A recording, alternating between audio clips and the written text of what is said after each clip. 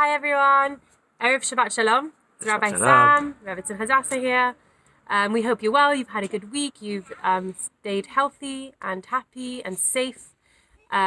We also are sending our well wishes to everyone who's going through a tough time right now. Sending our love and our thoughts and prayers are with those of, anyone who has loved ones in hospital or who are sick. So in this week's parsha, we have a double parsha. We have Tazriah and Metzorah. And so in honor of that, we decided to give you a double act, exactly. Tazriah and Metzorah talk a lot about different types of spiritual and physical impurities that prevent someone from entering the Mishkan. And then the process that they need to take in order to purify themselves to regain access into the Mishkan.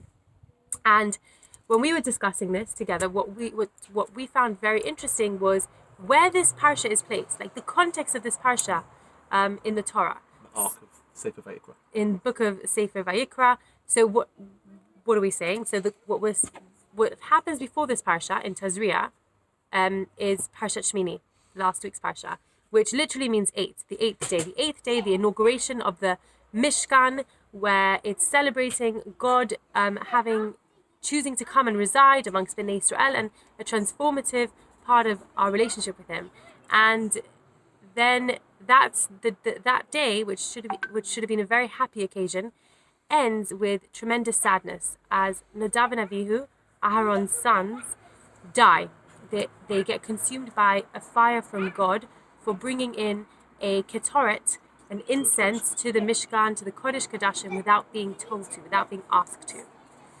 Then we have Tazriah Metzorah, Our parsha. And then after this parsha we have Achrei Mot. Achrei Mot literally meaning after the deaths of.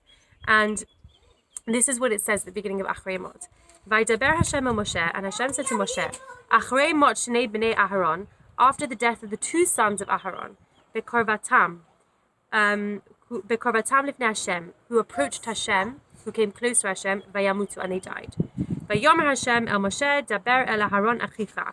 And Hashem said to Moshe, speak to Aharon your brother, ve'al yavo bechol et el hakodesh mibet la parochet. And you should never come at any time to the Kodesh in front of the parochet, el pnei hakaporet asher al ha'aron ve'lo yamut ki be'anan ere al kaporet. Essentially, a commandment to tell Aaron that he shouldn't be coming into the Kodesh Kodashim because God's presence will be there and he will die if he will come too close when he's not being asked to. So our question is, these two parashas are directly linked, right? We're talking about the deaths of the sons and then the repercussions afterwards.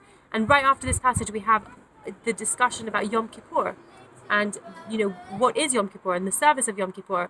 And so our question is, what is Tazriah Metzorah doing in the middle of this story? And why is it lodged in between this story, the death of Aaron's children, and then the repercussions of that death? Yes. And I came across a beautiful idea by Rav Aaron Lichtenstein, who writes about this very point. And Rav Aaron has a beautiful reading of these intricacies of Tazriah and Metzorah. Obviously, these are things that deal with the very basis of human condition, and these are the things that deal with what happens when people die and during childbirth and during this neg of tzara, this affliction that covers our body. And the Gemara in Erechim actually describes that tzarat comes about for a variety of reasons. The Gemara in Erechim describes that it's not just lashon hara. We learn that as kids, that tzarat comes about as a result of lashon hara. But the Gemara in Erechim actually describes that tzarat comes about from afflict a person for lashon hara, but also for bloodshed, for an oath taken in vain, for forbidden sexual relations, and for arrogance, for theft, and for stinginess. And each of these sort of 7 deadly sins, so to speak, can trigger a person contracting tzarat according to the Gemara. And so Rav Aaron suggests a beautiful idea that Tazriah and Metzorah are there to remind us that we are deeply human, and that we are able to succumb to these base urges, and that we sink into the depths of tumah at times, and that we don't act perfectly, and that we can, deal with each other in horrible ways, and we can shed blood, and we do take oaths in vain. And it comes as a counterbalance, because Nadav and Avihu came into the Mikdash when they weren't asked to, and this was at the apex, the height of Jewish people's spiritual encounter with God. And there's a sense maybe of hubris, a sense of arrogance. Maybe they were drunk. Maybe they were just filled with a self-confidence that they knew how best to approach God. And Rav Aaron suggests that Tazriah Metzorah comes as a counterbalance to remind us that we are only human, and that although we can approach the divine on the very highest of levels, and we can, build this direct connection with God, we shouldn't assume that we hold all the cards, and we shouldn't assume that we know all the answers. And that runs straight into Acharei Mot, which deals with Yom Kippur, and Yom Kippur reminds us how we are supposed to connect with God, how we do enter into the Mikdash. And there's a lot of things we have to fulfill in order to do that. There's a highly prescriptive ceremony, and the Kohen Gadol has more, we read it every year, the Kohen Gadol has to go through all these different requirements and purifications and tevilot in the mikveh, and different garments, and it's only after all of that, following God's commandments to the letter, that we can build this relationship and enter into the Kodesh Kodashim. And so Rav Aaron suggests that Tazriah Metzorah is there to bring us back down to earth and remind us of our human limitations. And we can't conquer our human nature because that's something that's intrinsic to us. So, to my mind, to be honest, this kind of resonates with our current environment.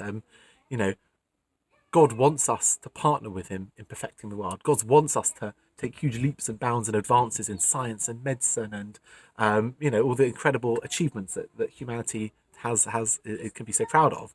And at the same time, as we have the power to reach for the stars, we also sometimes need to be, or we are, brought back down to earth.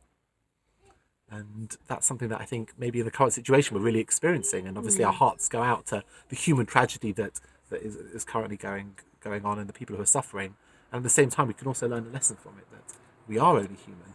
Yes, and we might even feel so frail at the moment.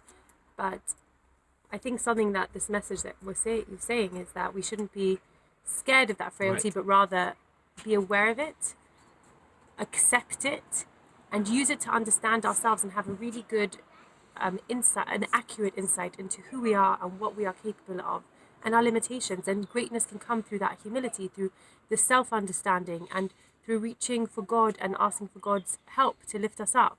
So in the Tefillah of Yom Kippur, we say, Lefnei Hashem Titavah, we will be purified before God, Mikol Tumotechem, from all of our tumah. So even whilst we're frail and human and capable of, doing all these deadly sins that make us contract Sarat, we do have that capacity for reaching out to God and God bringing us up.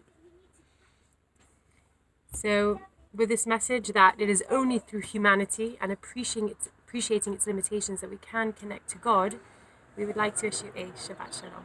Sending our love to everyone. Shabbat Shalom, guys.